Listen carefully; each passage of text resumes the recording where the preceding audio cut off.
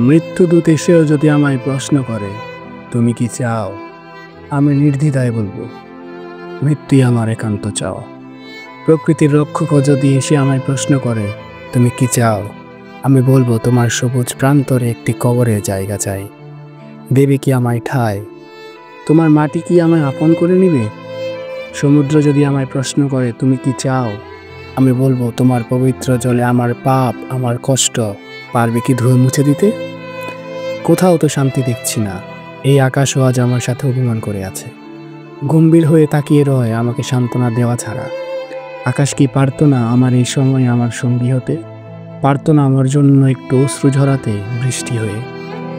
সময় আমাকে করেছে একা, মহা একা।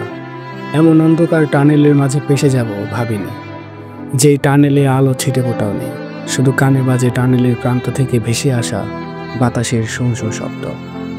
যেই টানেলের মাঝে পথ খুঁজে চলছি আজ 21 বছর 6 মাস 19 দিন।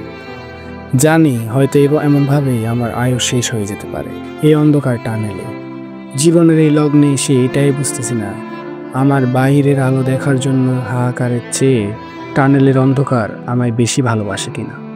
না হলে কেন পরাজিত হচ্ছি বারবার এই টানেলের অন্ধকারের কাছে? সে কেন আমায় ছাড়তে চায় না তার এই অন্ধকার মৃত্যুপুরী থেকে, যেখানে পথ চলা আর হাঁপিয়ে গিয়ে বিশ্রাম নেওয়া ছাড়া আমার আর কিছুই করার নেই? এটাই কি জীবন?